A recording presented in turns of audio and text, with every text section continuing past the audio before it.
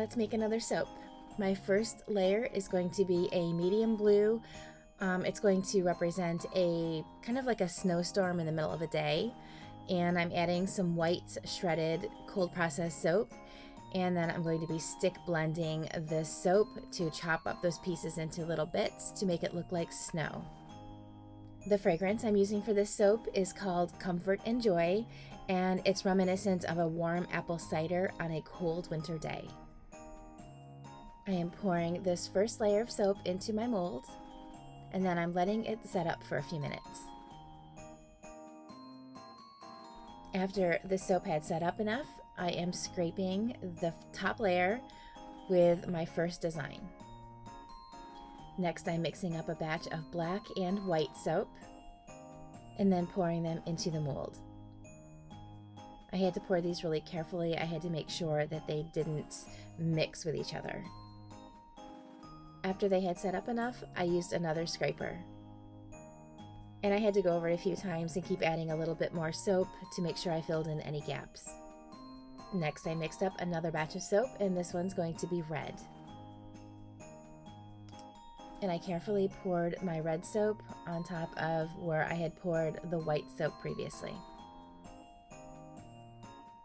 And then using my spatula, just kind of making sure I had enough in there and filling in all the gaps.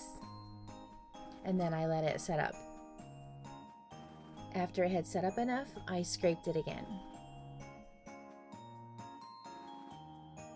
And again, I had to keep adding a little bit more soap and going back and forth to make sure I had every single gap filled.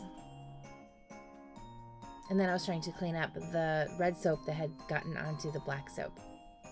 I lightened up my red soap just a little bit, and the soap had gotten a little too thick to be able to pour, so I put it in a piping bag and I'm just piping that where I need it. And then after it had set up, I'm scraping again. I made a very tiny batch of black soap with some activated charcoal powder, and I am very gently pouring that into the groove that my scraper left in the red part of my soap.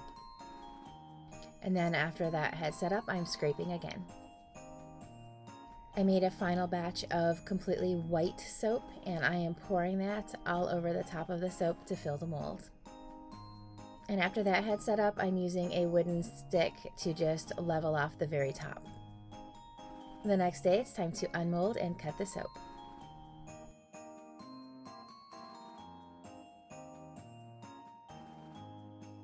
And this is what my soaps look like.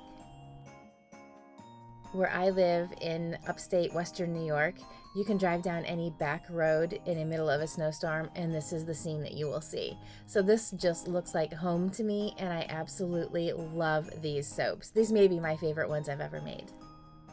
And that warm apple cider fragrance that these have just smells so good.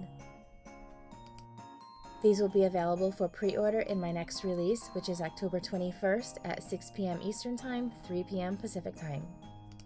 I hope you love these soaps as much as I do. Thank you so much for watching.